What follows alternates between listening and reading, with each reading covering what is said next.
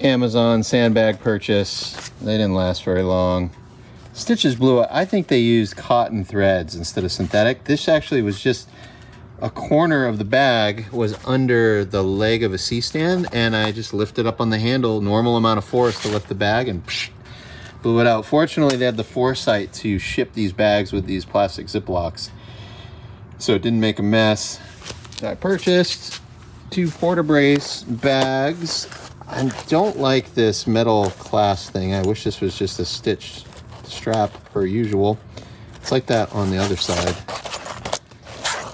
But I guess this, I don't know, is that to like hang it from things? Like a menace arm or something?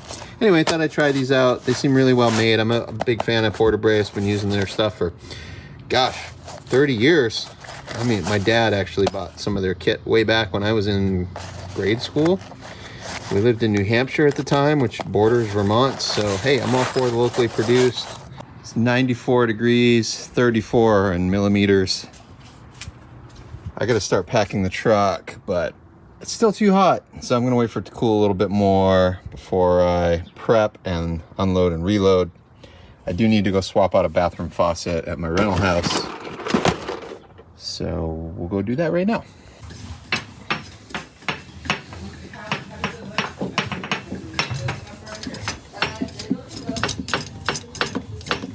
There's always one thing that makes it a little harder than it should be. Shoot, did I throw away my new hose and keep an old one? I think I did. Oh well. All right, here's the road trip itinerary. I'm gonna depart San Antonio in the morning, and I'm gonna take this eastern Colorado route through the plains. I don't wanna go up through Colorado Springs and Denver. I've seen all that. I wanna stay away from all the congestion. So I'm thinking day one we'll get up maybe north of Oklahoma, just into southeastern Colorado. We'll spend the night up here, maybe Campo. Never been to this area of the state, but the weather forecast next 2 days for this area is thunderstorms and cooler temps. It got up to just under 100 degrees today here in South Texas, but up here, because of the rain, next couple days, it's going to be mid 70s and in the 50s at night. So I was a little worried night one was going to be too hot for us to stay in the van, but we'll be fine. And then day 2, we'll get up through Colorado into Wyoming. And I'm hoping we get up to the base of the mountains here for night 2. We'll stay up here somewhere. And then day 3, I've given myself some extra days before shoot day 1. Hopefully we'll be able to sightsee a little bit up here in the mountains. Maybe we'll get up to Yellowstone, western side of it, and then this is our location in southwestern Montana for the production. All right, for this project, I'm going to let this B-roll just run for about 25 minutes when we get into it as opposed to narrating over it. But I did want to answer a couple of questions I received on my last video. One was about insurance and rental agreements. So let's say I'm renting equipment out to somebody, I'm not going to be there. I request a certificate of insurance from that production to ensure that they have coverage in case my equipment gets damaged, lost, stolen. And the second piece of that is to make the contract binding, you need a lease agreement. I have a 1-page that was provided by my insurance broker. If you want to see some sample language, just pull up your local big rental houses and see they typically have that lease agreement right on their webpage. Now, in an ideal world, I would get a COI from every customer I work for, but in many cases, the customer wants me to provide a COI, and that's because I'm the independent contractor coming onto their property with my equipment and crew and could possibly damage their property or liability risk or injury. Majority of the projects I'm on nowadays, I'm running my own equipment, so it makes sense from a customer's perspective. They wouldn't be insuring me against my own equipment. I mean, if I damage one of my cameras or it gets stolen, it's kind of on me because it's my personal tools I'm providing on the project or my business's tools. First meal out in the country.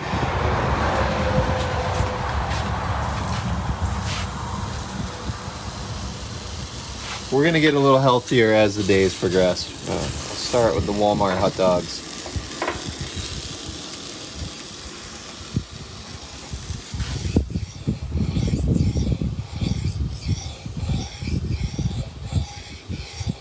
This drive north from South Texas to southwestern Montana is through the least populous part of the United States the entire way. It's single lane roads, one lane in each direction for about 90% of the drive. And we hit all kinds of cooler weather, including hail, on the drive up.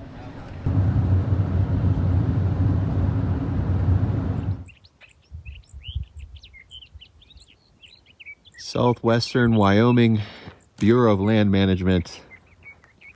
Wish I'd found this spot last night as opposed to the rest area where we slept, but got to have breakfast out here. Shot a few drone shots. Amazing.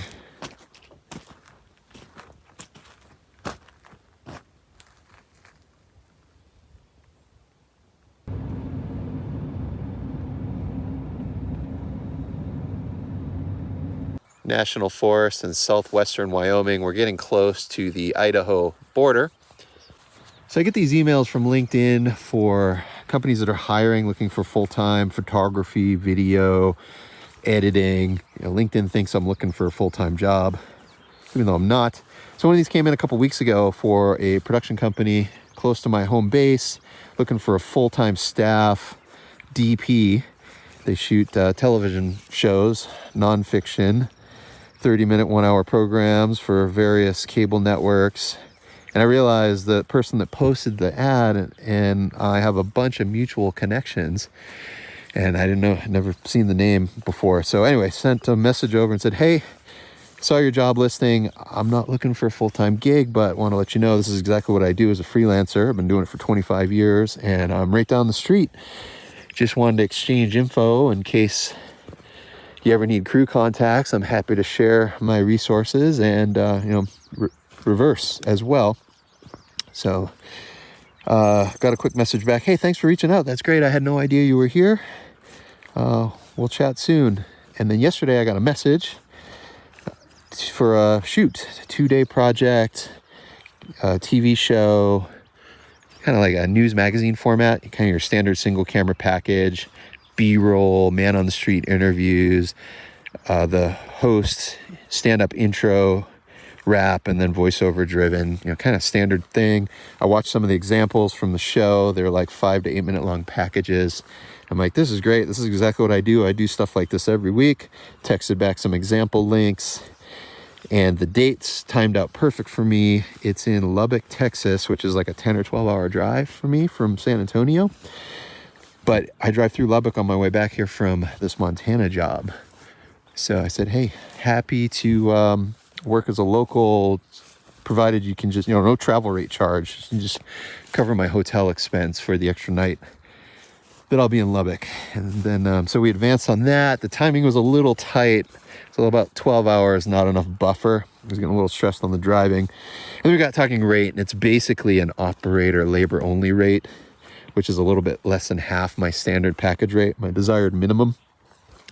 So I sent back my rate card and said, hey, it's just a little outside my range. Let me see if I can find a few other referrals for you. But if you get in a total jam and can't cover it, let me know. Maybe we can work something out. And she kind of offered the same, like they could adjust a bit on the numbers, but they weren't going to be able to hit my package number. So then I remembered to contact her through the YouTube channel that's similar to me, based in Lubbock. So referred, made the connection between the two, and hopefully he can cover those dates. And just speaking from experience here, I've learned in the past when I accept jobs that are outside my rate range, I tend to get burned because a regular client will call on the same date and then I can't take it. So this was like 2 days of work for less than 1 day's normal billable. So anyhow, I passed, and here I am 24 hours later and got pinged by one of my regular clients to shoot 1 day standard rate. So that's on hold. Hopefully that happens. And my long-winded explanation here, that's just what I wanted to share. I'm gonna jump back in the truck. My feet are wet now. Walking in the rain. How's yours doing? Can you feel your socks getting wet, or? Tiny bit. Jackson, Wyoming. I can see the appeal. You can afford it. A second home, vacation destination.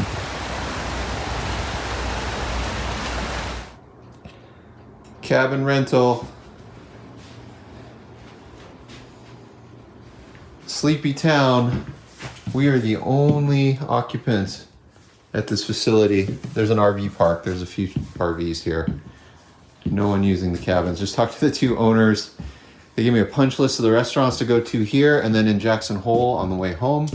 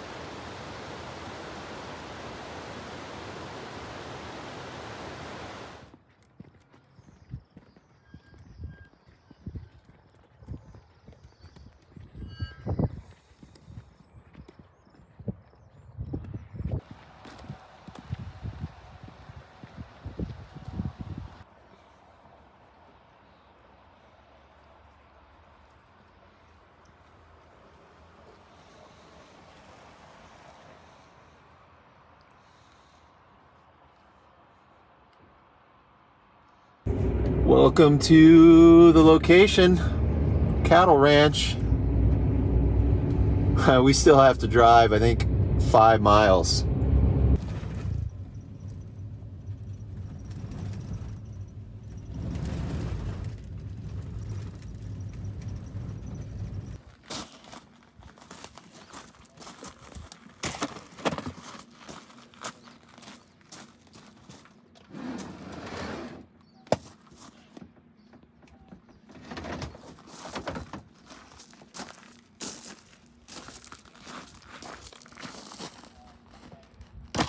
Which way does that case open? Other way. But tighten them up so they're touching each other. That's moving around. That's not touching.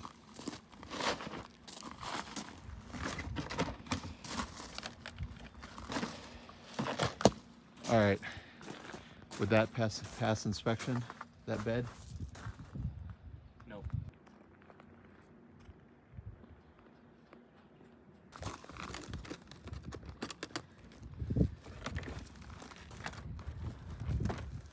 All right, first up, you're gonna get the base plate, the plate that goes on the tripod. Clip that on. This the right way? Yep, toe in first, front side in first. You had it the right way, but the front, yep, and down. This plate is a little bit unique. This lever you have to unlock before you put the camera on, so you pull it forward and then it hinges out, and hinge it towards me. Yep. Okay, camera body.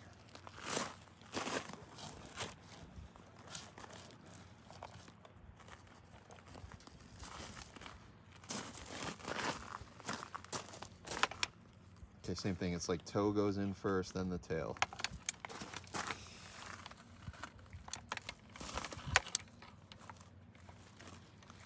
There? Okay, now throw the lever. Pull it forward and all the way in. Good.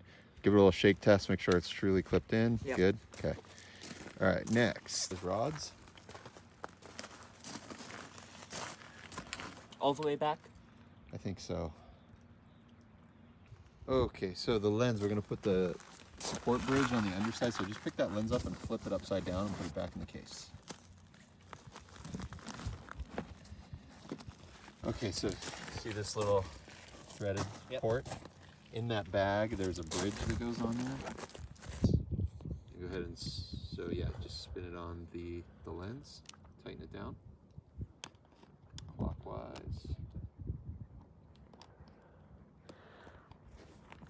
Okay, pick up the lens, remove the front and rear caps. Caps always stay in the case. Okay, 2 hands, come over here. I'm gonna remove the body cap for you. You gotta align it and take it away for a sec. You wanna be mindful, some lenses, the rear optic sticks out beyond the mount. So you gotta get parallel and slowly guide it so you don't risk making contact with the rear element. Now look at your bridge down here. Oh, take the lens away for a sec. I forgot a step on the Amira because I've been shooting Sony lately. You gotta slide this back for handheld. Okay, now you should have enough rod. So line up that port. You're uphill, you gotta lower the lens a little bit, the front element. There it is, that's locked. Okay, now go ahead and tighten these side thumb screws.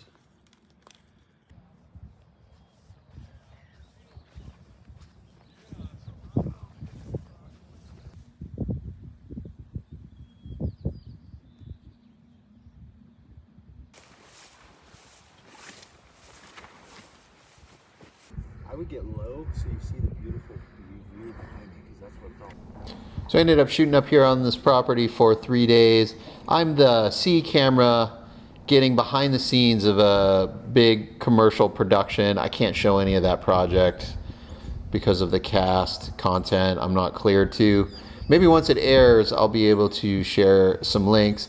But in addition to that, I had a couple other roles. One was to get scenics for a related project to the campaign. So my son and I just wandered around and found these beautiful vistas, 1-minute shots, plate shots to get. I tried to always have a foreground, middle, and background layers to my 60-second clips. Some are pans or tilts, but for the most part, they're lock-offs. Next question, do you ever worry about walking around with, who knows, hundreds of thousands of dollars of equipment? Are there places you won't film, or do you get a guard to accompany you? How do you deal with the problem of your own security and your equipment? So yes, I'd say that's constantly on my mind, and I get myself in hairy situations sometimes when I'm in the middle of a shot because I'm focused on getting the shot and kind of lose my situational awareness. I almost had a lens case stolen on a commercial, Santa Ana, California.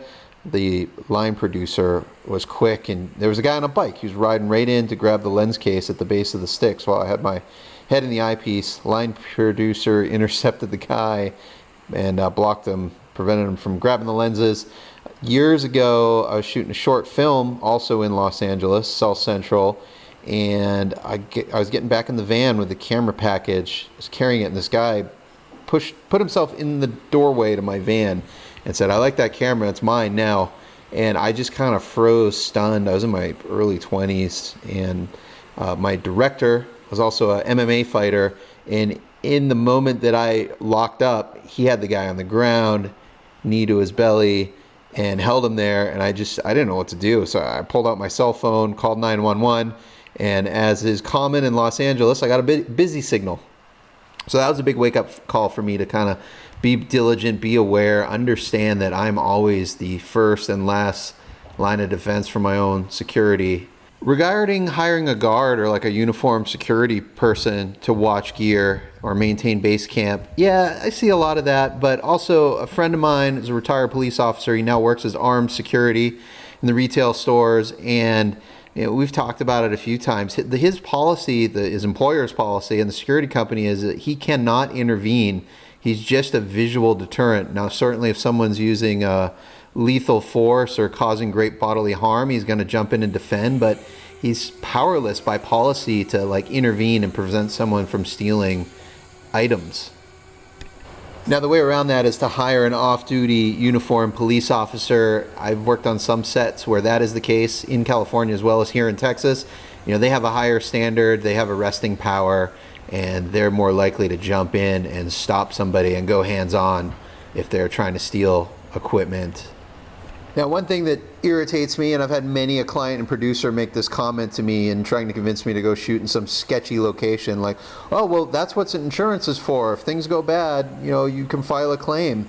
Well, I have several firsthand stories from peers that have had equipment stolen, and you basically get one opportunity for your kit to disappear, file a claim.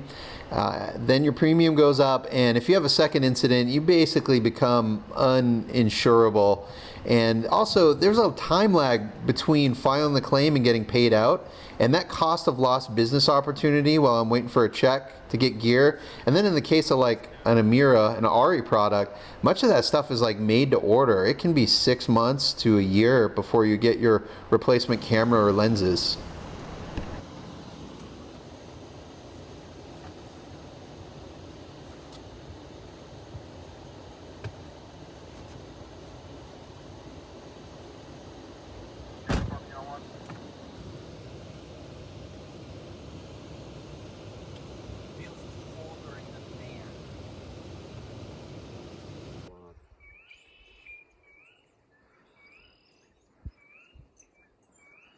Hey buddy, what's the date today?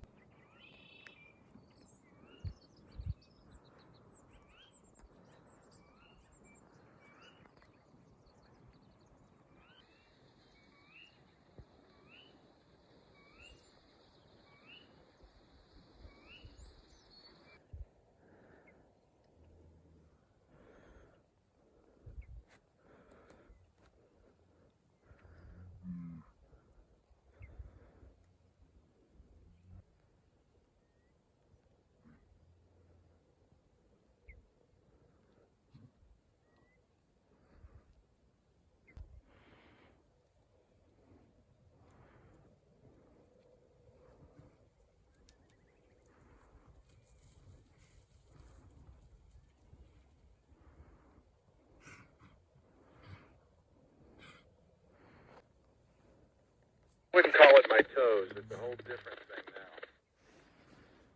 Real quick, we're gonna run up to Virginia City. We'll be back in a few. Copy you. It's taking a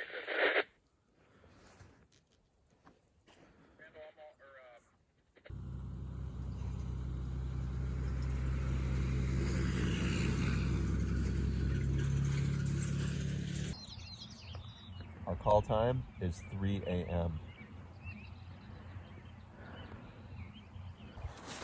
And while this is the camera and lens combo the production asked for,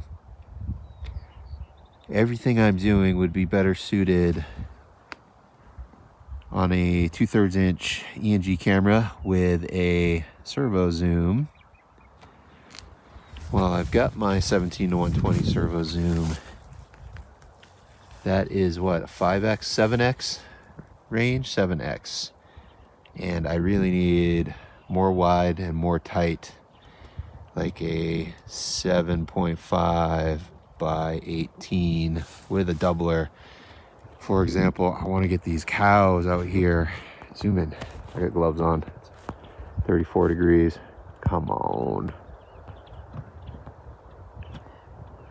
Get cows out on the hillsides. I'd love to get some telephotos. I mean, we could certainly get a little bit closer, but there's just no hope. I mean, my 17-120 is not even 120 is not even as tight as what you see here on my iPhone. All good. Thanks for checking in.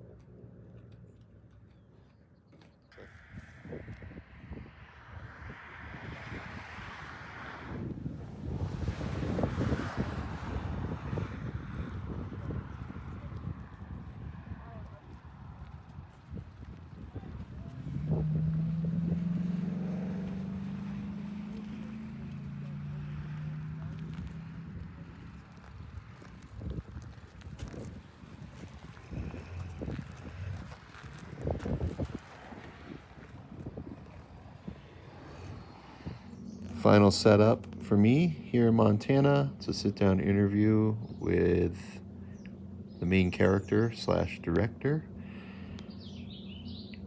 And I'm waiting on the DIT to offload my footage from the last couple days. I'm gonna take a shower, and we were planning to spend one more night, but it's we started at 3:30 this morning. I think it's around 1300 right now, so I'm gonna hit the road and get a couple hours of drive time in based on where we're at. And it's raining. We wanted to be out there, view of the mountains. There's still snow on the peaks, but of course the weather came in, so I'm gonna be more in the tree line off to the right.